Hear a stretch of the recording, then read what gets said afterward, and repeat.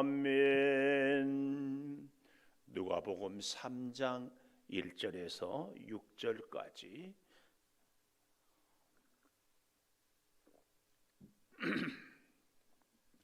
디베rio 황제가 통치한 지 15해 곧 본디오 빌라도가 유대의 총독으로 헤롯이 갈릴리의 분봉왕으로 그 동생 빌립이 이두레와 드라고니 지방의 분봉왕으로 르사니아가 아빌레네의 분봉왕으로 안나스와 가야바가 대제사장으로 있을 때에 하나님의 말씀이 빈들에서 사가랴의 아들 요한에게 임한지라. 요한이 요단강 부근 각처에 와서 죄 사함을 받게 하는 회개의 세례를 전파하니 선지자 이사야의 책에 광야에서 외치는 자의 소리가 있어 이르되 너희는 주의 길을 준비하라. 그의 오실 길을 곧게 하라. 모든 골짜기가 메워지고 모든 산과 작은 산이 낮아지고 굽은 것이 곧아지고 험한 길이 평탄하여질 것이요 모든 육체가 하나님의 구원하심을 보리라 함과 같으니라. 아멘. 오늘도 새벽을 깨우는 은성아, 너는 하나님의 보석이다. 보석이다. 변함없이 새벽제단을 지키는 권사님은 하나님의 보석입니다. 보석입니다. 보석입니다. 이 모든 것이 주님의 은혜입니다. 아멘. 아멘. 우리가 누가복음 1장 처음부터 좀 보면은요, 세례 요한에 대하여서 출생을 예고를 하고 그 다음에 1장 26절부터 예수님의 탄생을 얘기하고 그리고 드디어 이 세례 요한이 출생을 하는 걸로 1장을 마무리하면 2장에는 예수님이 탄생을 하시고 그리고 예수님의 그 어린 시절을 얘기를 합니다.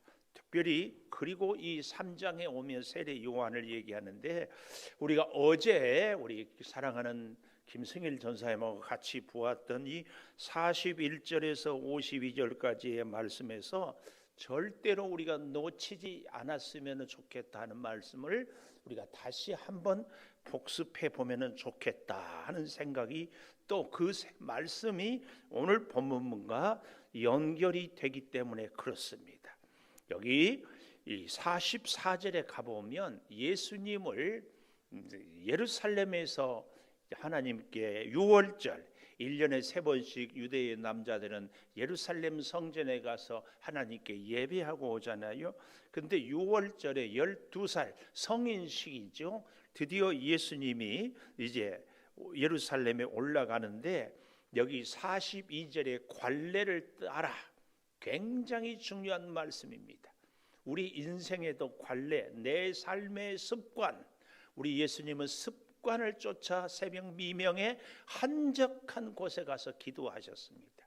우리의 인생의 라이프 스타일, 내 삶의 전통, 관례는 과연 무엇인지, 하나님의 말씀인지 세상의 가치관인지 내 꿈을 이루기 위함인지 하나님의 사명을 감당하는 것인지 이 관례를 딱 정하고 그에 따라서 나도 살고 우리 자녀들도 양육하는 것.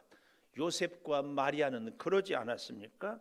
그런데 그 가운데 이 예수님이 예루살렘의 43절에 머무시는데 문제 뭐예요?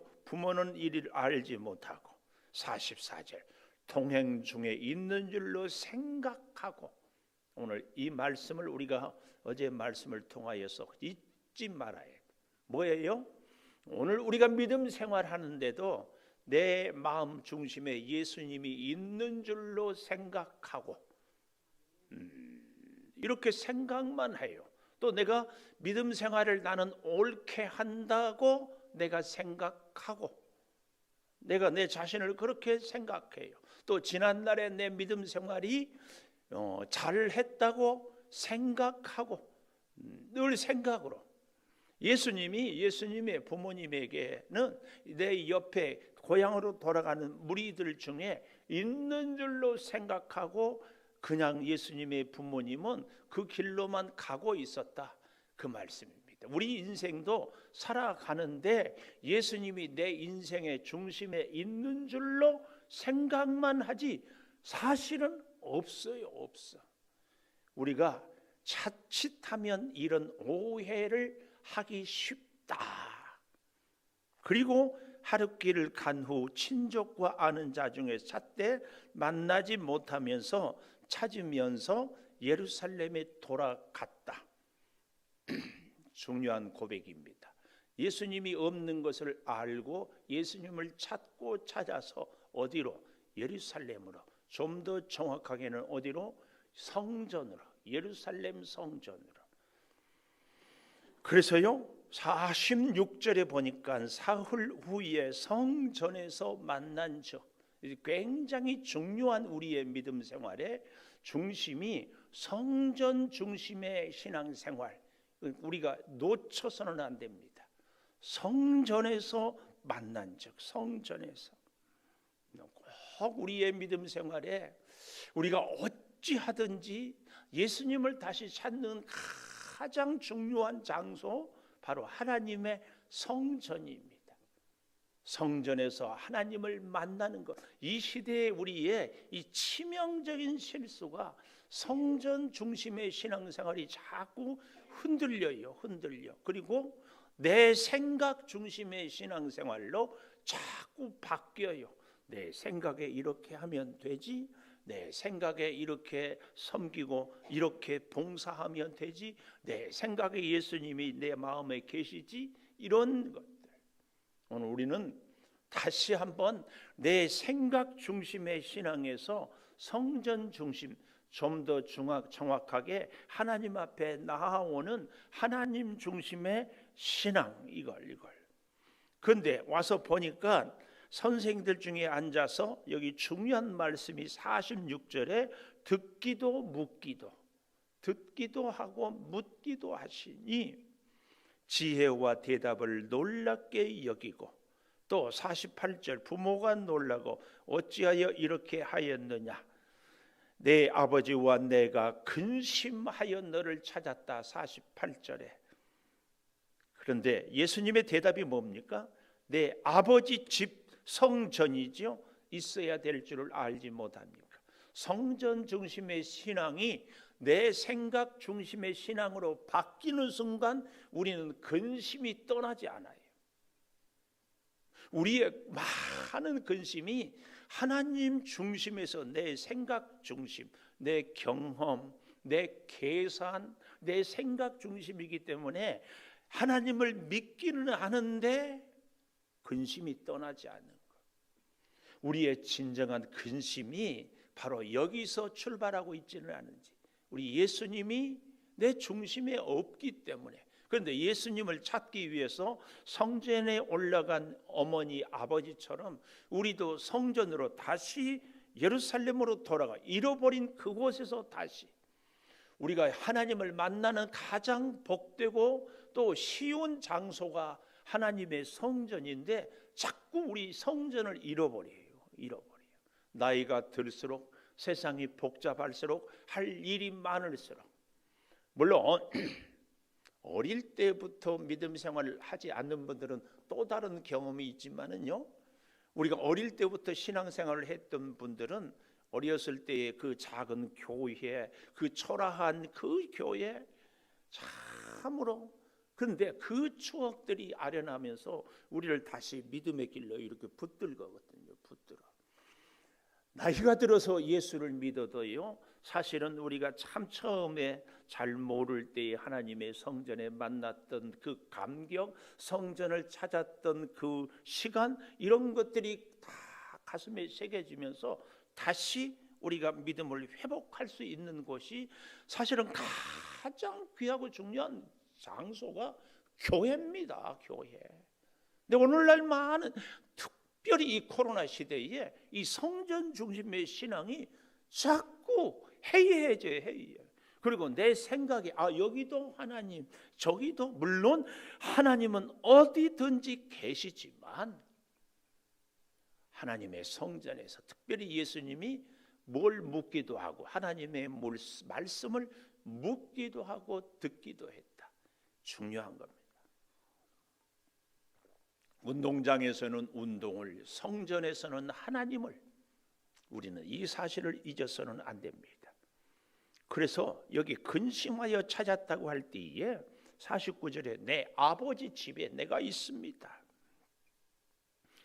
그런데 50절에 보면은 정말 안타까운 것이 그 하신 말씀을 깨닫지 못해요. 하나님의 말씀, 우리 예수님의 말씀을 깨닫지 못하면 여전히 근심은 떠나지 않아요. 우리는 주의 말씀을 늘 깨닫고 깨달아야 돼.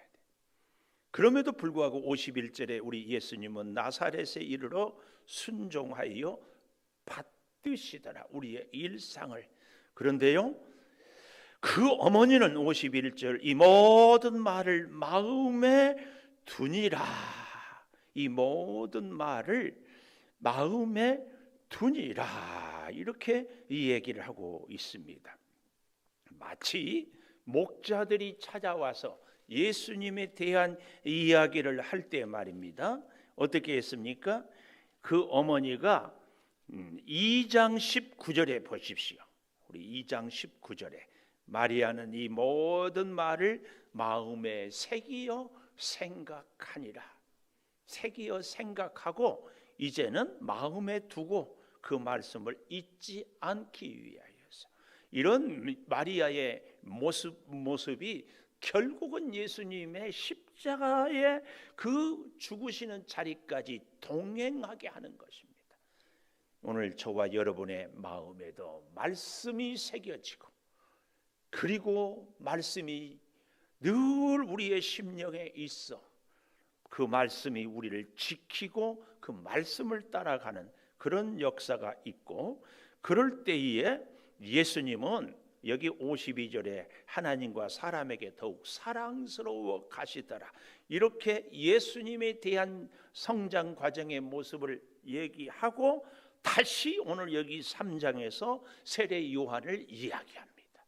그러니까 세례 요한 얘기하고 예수님 얘기하고 세례 요한 얘기하고 예수님 얘기를 이렇게 하면서, 특별히 오늘 여기 1절에 보면은 2절까지 역사적인 사실을 분명하게 이야기하고 있습니다.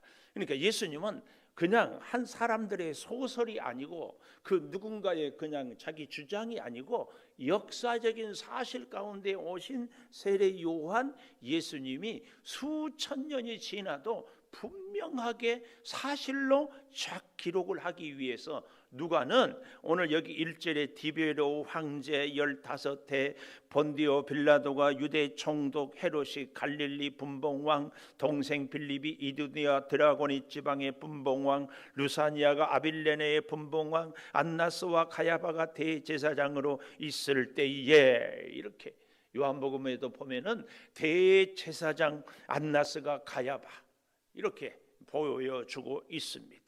하나님의 말씀이 빈 들에서 사가랴의 아들 요한에게 임한지라. 그래서 저는 오늘 제목을 저 뒤에 4절 마지막에 있는 광야에 외치는 자의 소리가 있어 이르되 너희는 주의 길을 준비하라. 오늘 제목입니다. 주의 길을 준비하라. 주의 길을 준비하라. 제가 아주 썰렁개그로 비 중에 제일 좋은 비는 준비라고 하지 않았어요? 여러분, 우리 인생의 실력도요 사실은 준비에 비례합니다. 시험을 누가 잘 봐요? 준비하는 학생. 운동선수가 누가 운동을 잘하고 실력이 있어요? 겨울에 동계 훈련을 잘해야 봄에 야구선수가 훌륭한 실력을 발휘할 수 있습니다. 음식도요, 요리사가 준비를 잘해야 돼요. 가끔 이 TV 내 고향 6시 내 고향 이렇게 보면은 요리를 잘하는 분들을 보면은 요리를 할 때 그 재료부터 시장에 가서 아주 싱싱한 거. 그래서 어떤 분들은 아예 농사부터 하더라고. 또 어떤 분들은 아예 누구한테 내가 뭘 살 테니까는 농사를 이렇게 해 주세요.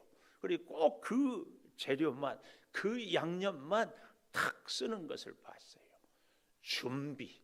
오늘 우리에게도요 정말 매일 새벽 예배 말씀을 듣고 우리가 주일 수시로 말씀을 듣지만 우리 주보에 다음 주 또 한 주일에 말씀이 쭉 나오잖아요. 준비하면서 이렇게 준비하고 오면 말씀이 훨씬 은혜스럽습니다. 한번 읽어보면서 말씀이 오늘 이 말씀이 이런데 이것은 좀 궁금하다. 물음표 또 뿐만 아니라 이런 표도 해오면 오늘 말씀에서 이것은 무엇을 의미할까? 질문. 또 이 말씀을 우리 목사님은 뭐라고 설명을 하실까? 별표. 이렇게 표시를 해가지고 본문을 보면은요 훨씬 은혜스러워. 그런데 한 번도 읽어보지 않고 이제 막 펴고 오면은요, 지금 이렇게 말씀을 하는 순간에도 예배 끝나고 가서 뭘 해야지, 어떻게 가야 되지, 머리가 복잡합니다. 준비 한 번이라도 읽어보고 물음표 쳐보고 별표 쳐보고 밑줄 쳐보고 이렇게 준비. 여러분, 우리 인생의 실력은요 준비에 비례합니다. 뭘 하든지 여러분의 직장 생활도 가정 생활도 특별히 믿음 생활에 준비를 늘 할 수 있기를 축복합니다. 준비. 자, 그래서 주의 길을 준비하기 위하여서 어떻게 했는가? 그 첫째로 2절에 보십시오. 안나스와 가야바가 대제사장으로 있을 때에 하나님의 말씀이 빈들에서 사가랴의 아들 요한에게 임한지라. 빈들에서 임한지라. 그 첫째, 주의 길을 예비하기 위하여서 하나님은 우리에게 빈들, 다른 말로 광야, 하나님 없이는 살 수 없는 곳. 모세는 미디안 광야에서 40년을, 우리 예수님은 유대 광야에서 금식하고 기도하고, 사도 바울은 아라비아 광야에서, 저와 여러분은 양주 광야에서. 하나님 아니면은 살 수 없는 곳으로 하나님이 우리를 인도해요. 왜요? 만나고 싶으니까. 근데요, 제가 우리 몽이라는 이 진돗개를 키우는데 개가 너무 이뻐서 또 보니까 혼자 두기가 안쓰러워서 다른 강아지들을 이렇게 가져다 길렀거든요. 개들은 보니까요, 개 2마리만 딱 있으면 주인 말 안 들어요. 그래서 개를 훈련시킬 때는 아무 다른 개들이 없게 혼자만 철저하게 주인의 말에 복종하게 훈련시킨 다음에 훈련이 끝나고 이제 같이 합력하여 사냥도 하게 하고 길도 안내하고 혹은 다른 범죄자를 찾게 하기도 하는 훈련이 끝날 때까지는 이 개들은 철저하게. 어쩌면 우리 사람도 하나님께서 오직 하나님의 음성을 세미한 가운데서 들을 수 있게 하고 많은 것들이 보이는데 그 가운데 하나님의 역사를 보는 믿음의 눈을 키우기 위하여서는 다른 사람들이 없는 광야에서 풀벌레 소리 그리고 하늘의 별들이 떠 있는 그런 정말 아무것도 없는 가운데서 하나님의 음성을, 하나님의 역사를 보고 듣는 눈과 귀를 훈련시켜요. 훈련. 기가 막힌 것은 그 광야에서 하나님의 음성을, 하나님의 역사를 보고 듣지 못한다면 훈련이 끝나지 않는 거죠. 어쩌면 여러분, 이 양주라는 광야, 여기서 우리가 철저하게 하나님을 만나고 음성을 듣고 말씀에 순종하는 훈련을 진짜 하기를 축복합니다. 꼭 훈련 받기를 축복합니다. 꼭. 여기 하나님의 말씀이 빈들에서 임한지라. 그래서요, 그 말씀의 내용을 3절에 보니까 요한이 요단강 부근 각처에 와서 죄 사함을 받게 하는 회개의 세례를 전파했다. 두 번째, 회개의 세례를 전파. 그런데 여러분 오해하지 않았으면 좋겠어요. 각 부근 각처에 와서 죄 사함을 받게 하는 회개의 세례, 이 말씀을 우리가 오해해가지고 요한의 세례를 받으면 죄 사함을 받는다, 이런 오해가 없었으면 좋겠어요. 우리의 죄 사함은 요한의 세례가 아니라 예수 그리스도가 우리 죄를 사하고 죄를 사하기 위하여 십자가를 지셨습니다. 세례 받은 그 의식이 죄 사함이 아니에요. 그것은 우리가 죄 사함을 받는다, 이 말은 우리의 회개에 세례를 받음으로 인하여서, 이것은 하나의 의식이에요. 조금 비유를 들자면 우리가 결혼 예식이지, 결혼 예식만 했다고 해가지고 둘이 다 부부가 되는 것이 아니고, 법적으로 신고도 하고 함께 생활도 하고 서로 공유하는 가운데 부부가 온전히 되는 거죠. 결혼식만 올리면 끝입니까?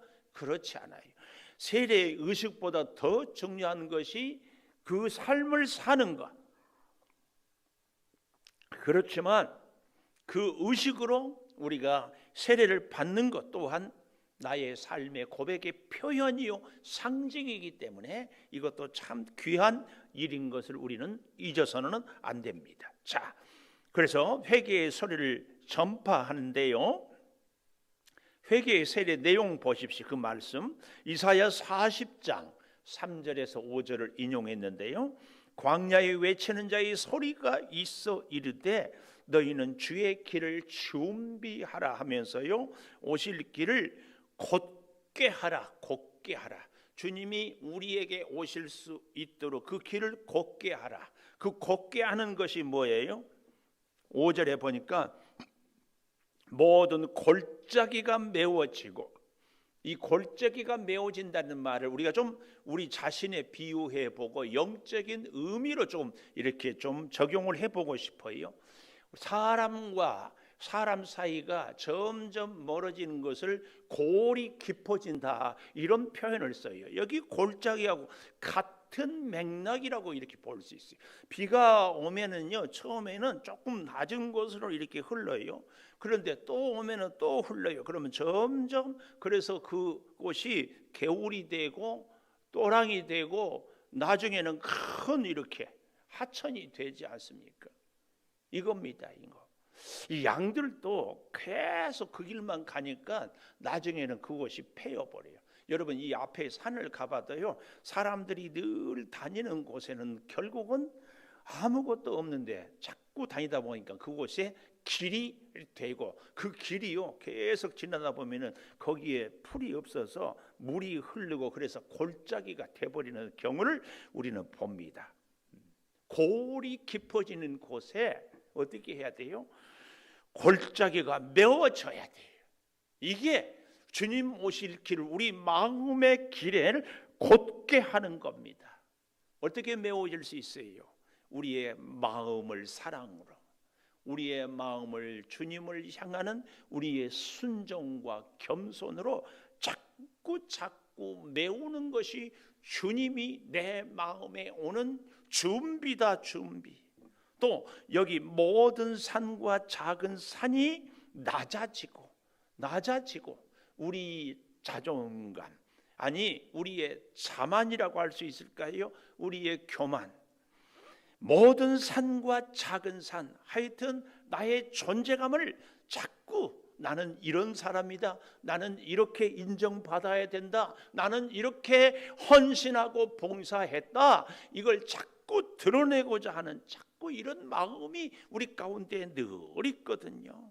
그런데 그의 오실 길을 준비해서 곧게 하라, 이 말은 그런 나의 어떤 존재감을 자꾸 낮추는 거죠. 낮춰.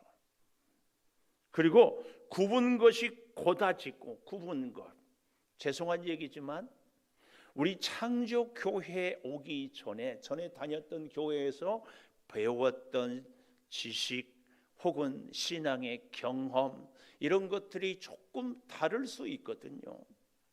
좀 더 심하게 표현하면 참 긍정적인 면도 많지만 선교 단체들, 뭐 대학생 선교회, 또 뭐 한 기독학생회 뭐 그러니까 CCC나 IVF나 뭐 이런 여러 단체들, 또 지금도 뭐 선교 단체들 여기서 자꾸 주장하는 것들이 있거든요.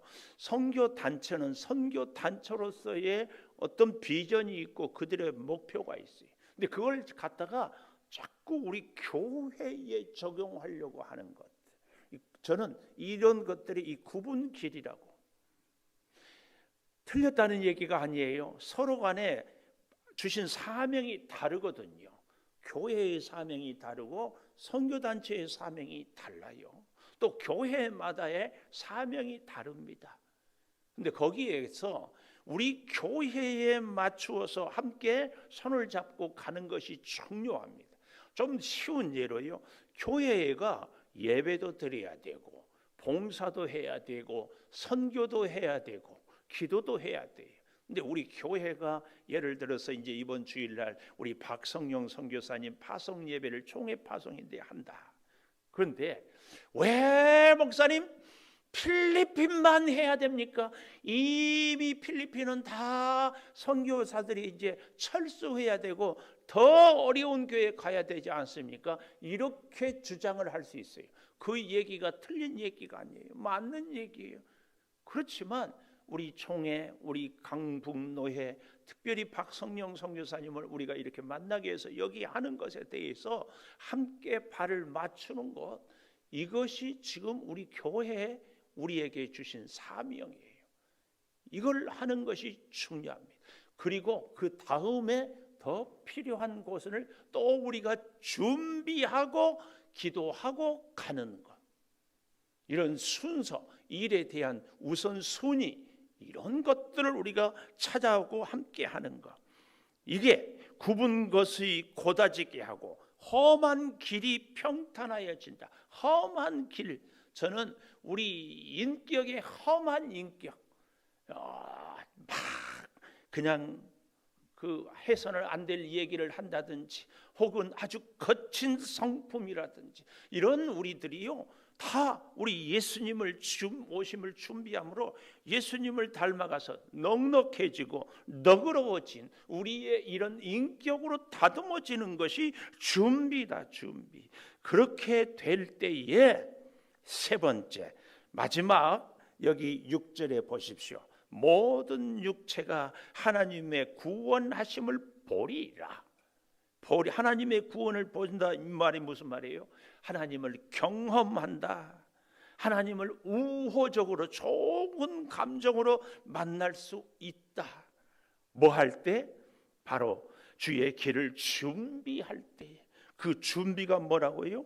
오실 길을 곧게 하고 골짜기가 메워지고 모든 산과 작은 산은 낮아지고 굽은 것이 곧아지고 험한 길이 평탄하여질 때, 이런 우리의 인격과 믿음 생활이 되어져서 주님을 오실 길을 준비하고 주님을 모시고 살아가는 우리들의 삶이 꼭 되기를 축복합니다.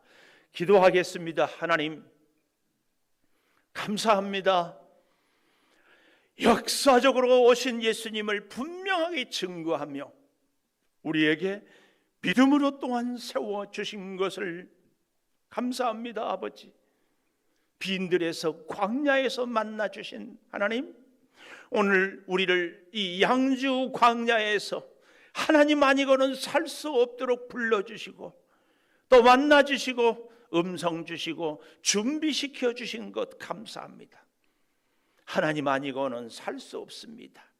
아버지, 우리들의 삶에 특별히 우리 주님을 향한 우리의 믿음이, 우리 예수님을 잃어버린 부모님들이 다시 찾기 위하여 성전까지 갔던 것처럼 성전 중심의 믿음을 회복하게 하여 주시고, 아버지 하나님, 세례 요한에게 주의 길을 준비하라고 했던 것처럼 우리의 믿음 생활이, 우리의 성품이, 우리의 인격이 골짜기는 메워지고 굽은 길은 곧게 하고 산들은 낮아지고 험한 길은 평탄하여져서 하나님이 우리의 심령의 역사함을 체험하고 보게 하여 주시옵소서.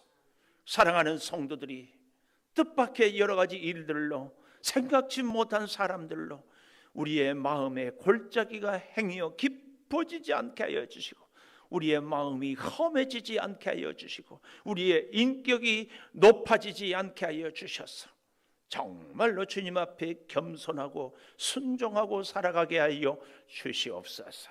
결코 우리의 믿음이 주님이 내 심령에 있는 줄로 생각만 하는 것이 아니라 주님을 찾고 주님을 모시고 주님의 말씀에 순종하는 우리의 믿음 생활 되게 하여 주시옵소서. 지금은 우리 주 예수 그리스도의 은혜와 아버지 하나님의 무한하신 사랑과 성령의 감화 감동하심이 영원토록 함께 하시옵기를 간절히 축원하옵나이다. 아멘. 기도하십시다.